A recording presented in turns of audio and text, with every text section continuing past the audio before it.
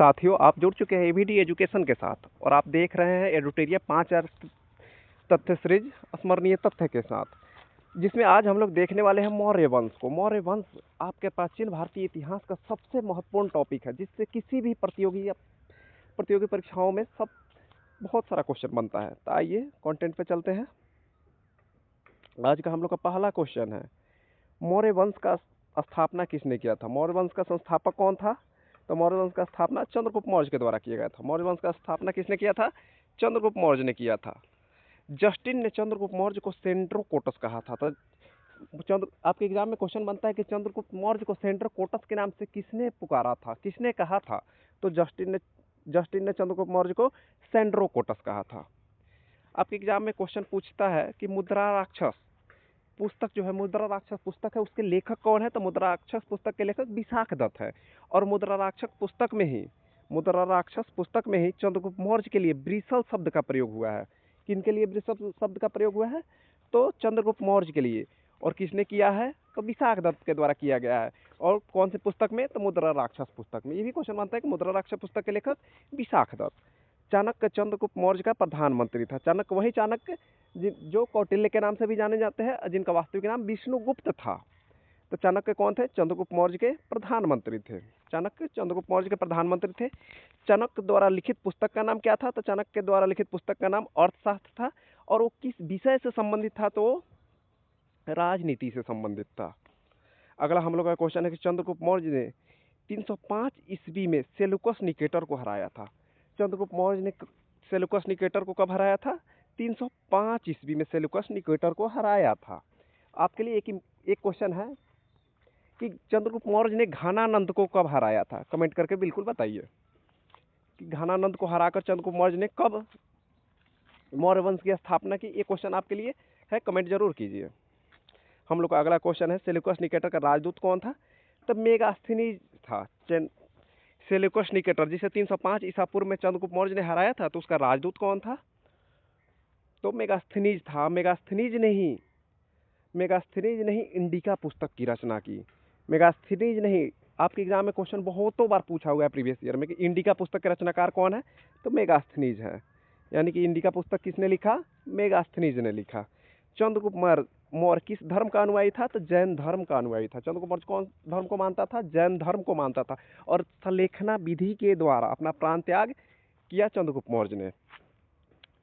तो चंद्रगुप्त मौर्य जैन धर्म का अनुयायी तथा इसने भद्रबाहु से जैन धर्म की दीक्षा ली। ये भी क्वेश्चन बना हुआ है एग्जाम में कि चंद्रगुप्त मौर्य ने किससे जैन धर्म की दीक्षा ली? तो भद्रबाहु से। अगला हम लोग का क्वेश्चन है,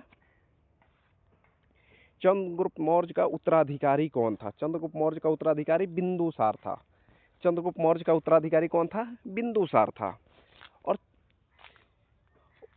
चंद्रगुप्त मौर्य का उत्तराधिकारी बिंदुसार था। और बिंदुसार को अन्य किस नाम से जाना जाता है? तो चंद्रगुप्त मौर्य बिंदुसार को अन्य नाम अमित्रघात के नाम से जाना जाता है। अमित्रघात के नाम से जाना जाता है। इसे वायु पुराण में भद्रसार भी कहा गया। यानी कि बिंदुसार को वायु पुराण में किस नाम से भी जाना जाता है? भद्रसार के नाम से। यानी कि भद्रसार, अमित्रघात, ये सब बिंदुसार का नाम है।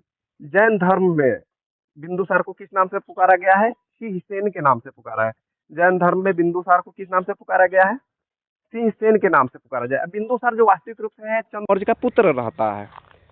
बौद्ध विद्वान तारानाथ ने बिंदुसार को 16 राज्यों का विजेता बताया। बौद्ध विद्वान है तारानाथ, जिन्होंने बिंदुसार को 16 राज्यों का विजेता बताए हुए हैं। आइए अब हम लोग अशोक के बारे में जानने वाले हैं। बिंदुसार का उत्तराधिकारी कौन रहता है? अशोक रहता है, अर्थात बिंदुसार का पुत्र अशोक रहता है। कहा तो यह भी जाता है कि अपने 99 भाइयों की हत्या करके तब अशोक ने गद्दी को प्राप्त किया था, राजगद्दी को प्राप्त किया था। 269 ईसा पूर्व मगध गद्दी की राजगद्दी पे बैठा। अर्थात अशोक कब शासन प्रारंभ किया? 269 ईसा पूर्व में। अशोक अपने राज्याभिषेक के समय कहाँ का राज्यपाल था? अशोक अपने राज्याभिषेक के समय कहाँ का राज्यपाल था? तो अवंती का राज्यपाल था। पुराणों में अशोक को किस नाम से जाना गया है? तो अशोक वर्धन के नाम से जाना जाता है। पुराणों में अशोक को किस नाम से पुकारा गया है? अशोक वर्धन के नाम से पुकारा गया है। पुराने में अशोक को किस नाम से पुकारा गया है? अशोक वर्धन के नाम से पुकारा गया है। मौस्की तथा गुर्जरा अभिलेख में अशोक का नाम अशोक मिलता है। अर्थात मौस्की और गुर्जरा अभिलेख में आपके एग्जाम में क्वेश्चन बना हुआ है कि सम्राट अशोक का नाम अशोक किस अभिलेख में मिलता है, तो मौस्की और गुर्जरा अभिलेख में मिलता है। भाबरू अभिलेख जो है, जिसमें अशोक ने स्वयं को मगध का सम्राट बताया है, ये भी एग्जाम में क्वेश्चन बना है कि सम्राट अशोक ने मगध का सम्राट अपने किस अभिलेख में बताया है, तो भाबरू अभिलेख में बताया है। अगला क्वेश्चन है, अशोक अपने राज्याभिषेक के समय 10वें वर्ष बोध गया और 20वें वर्ष लुम्बिनी की यात्रा की।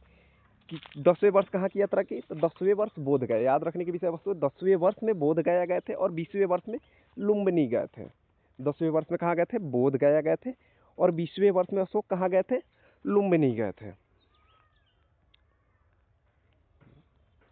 अशोक ने 261 ईसा पूर्व में, कब, 261 ईसा पूर्व में कलिंग पर आक्रमण किया। आपके एग्जाम में क्वेश्चन बनता है कि अशोक ने कलिंग पर आक्रमण कब किया, तो 261 ईसा पूर्व में, और उसकी राजधानी तोसली पर अधिकार कर लिया।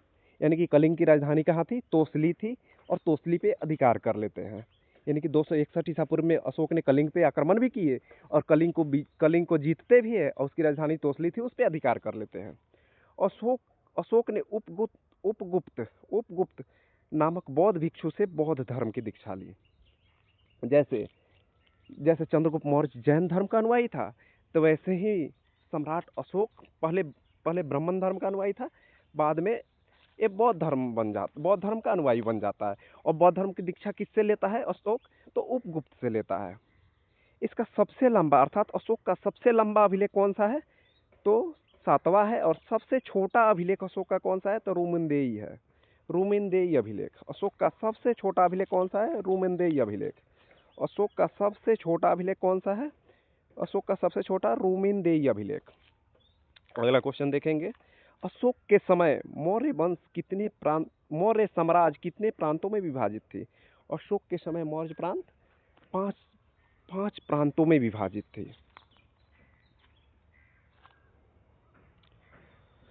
अशोक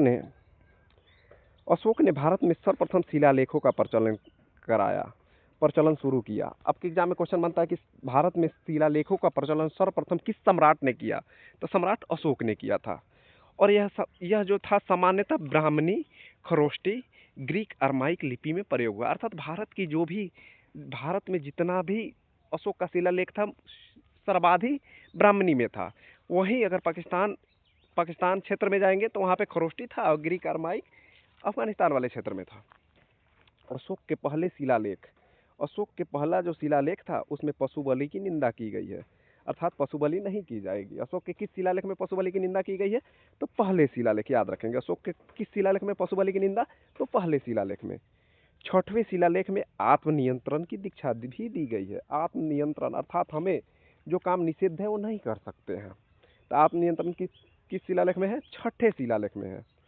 और आज का हम लोग का अंतिम क्वेश्चन है, मौर्य वंश ने लगभग कितने समय तक शासन किया, तो मौर्य वंश ने लगभग 37 वर्षों तक शासन किया। मौर्य वंश ने लगभग कितने समय तक शासन किया, 137 वर्ष तक शासन किया। मौर्य वंश ने लगभग कितने समय तक शासन किया, 137 वर्ष तक शासन किया। चलिए दोस्तों, मिलते हैं अगले वीडियो के साथ, तब तक के लिए जय हिंद।